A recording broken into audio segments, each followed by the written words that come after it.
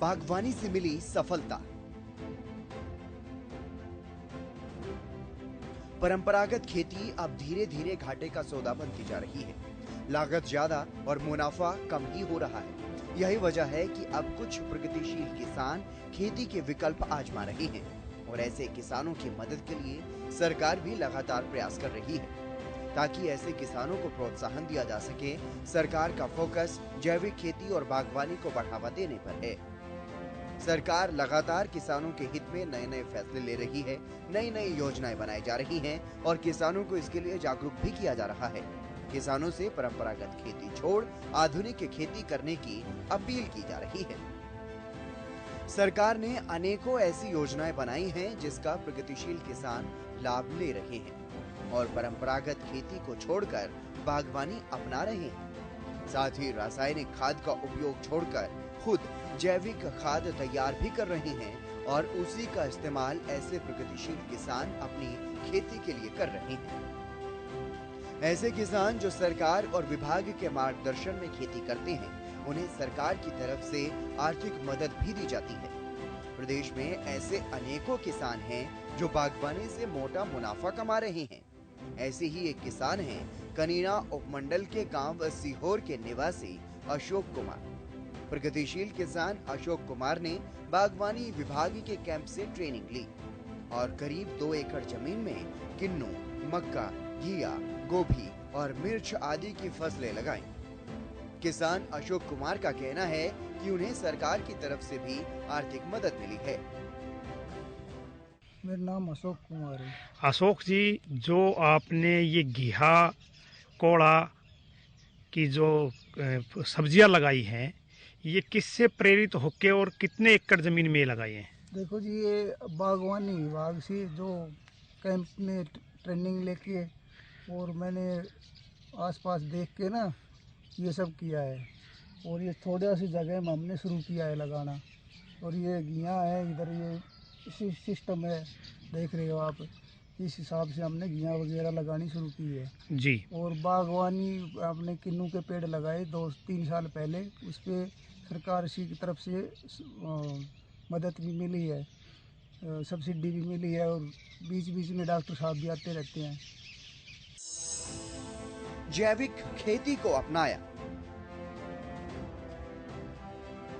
प्रगतिशील किसान अशोक कुमार ने बताया कि वो कृषि विभाग के अधिकारियों से विचार विमर्श करने के बाद विभाग के अधिकारियों के मार्गदर्शन में ही खेती कर रहे हैं। ऑर्गेनिक तरीके से खेती करते हैं। किसान अशोक कुमार का कहना है कि अपनी फसलों पर वो कीटनाशक या फिर अन्य प्रकार की कोई भी स्प्रे नहीं करते। उन्होंने बताया कि गोबर की खाद और केंचुए की खाद वो खुद तैयार करते हैं और उसी से खेती करते हैं। साथ ही उन्होंने ये भी बताया कि वो किसी भी तरह की रासायनिक खाद का इस्तेमाल नहीं करते।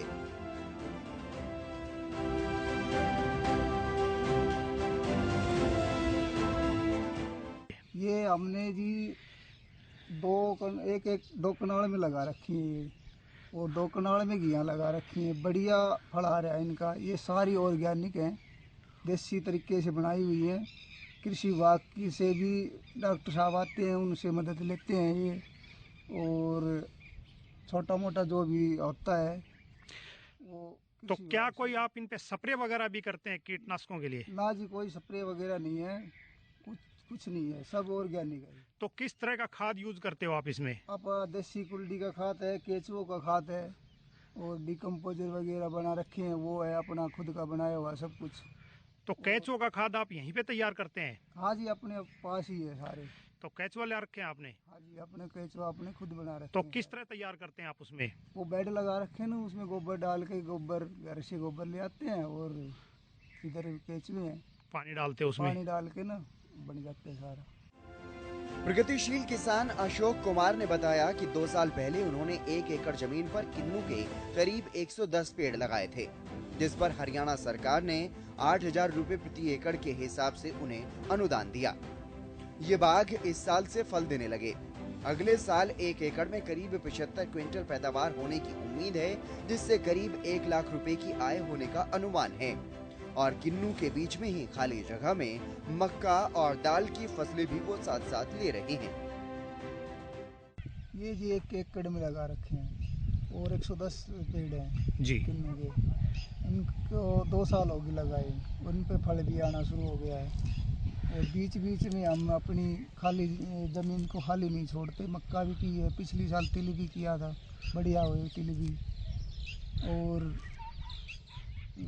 तो इसमें आपने हरियाणा गवर्नमेंट से कितनी सब्सिडी मिली? इसमें हरियाणा गवर्नमेंट से हमने 8,000 रुपये मिले हैं जी, 1 एकड़ पे 8,000। तो इन पौधों का पूरा फल कब मिलना शुरू हो जाएगा आपको? अगली साल इनका पूरा फल मिलना शुरू हो जाएगा। तो बागवानी विभाग के अधिकारी क्या बताते हैं कि 4 साल बाद 1 एकड़ से कितना प्रोडक्शन हो जाएगा और कितनी अमाउंट का होगा? देखो जी, इसके लाख के करीब तो बन जाएंगे, 1 लाख के करीब हो जाएंगे। 30 किलो 40 किलो का एक बैच उतरेगा पेड़ से, तो 1 लाख के अमाउंट, अगर भाव सही रहा तो 1 लाख के हो जाएंगे।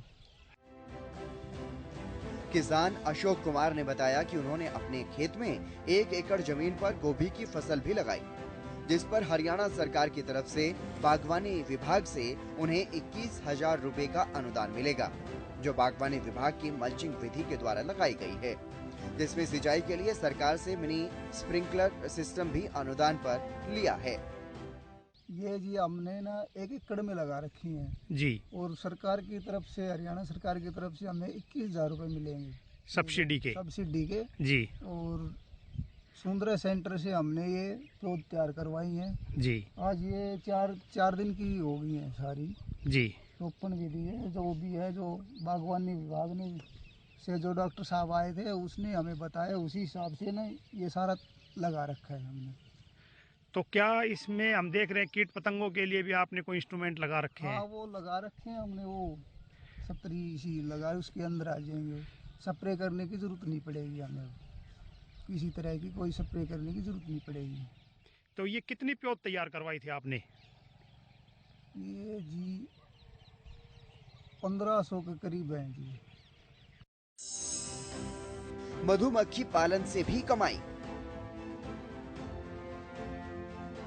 प्रगतिशील किसान अशोक कुमार ने बताया कि उन्होंने 150 डब्बे मधुमक्खी के भी लिए थे, जिनमें हरियाणा सरकार से 85,000 रुपए का अनुदान उन्हें मिला है, जिससे इस साल 22 क्विंटल शहद का उत्पादन भी हुआ। उन्होंने बताया कि शहद की बिक्री करने में थोड़ी परेशानी होती है, इसलिए उन्होंने सरकार से ये मांग की है कि सरकार शहद की सरकारी खरीद करे तो ज्यादा अच्छा लाभ मिल सकेगा। मेरे पास जी 150 से 200 के बीच में मधुमक्खी डब्बे हैं और इनसे हरियाणा सरकार से मुझे 85,000 रुपये सब्सिडी मिली थी जी। और कितना शहद का प्रोडक्शन हो जाता है इसमें जी? 22 कुंटल के करीब हो जाते हैं जी। तो क्या भाव बिकता है शहद?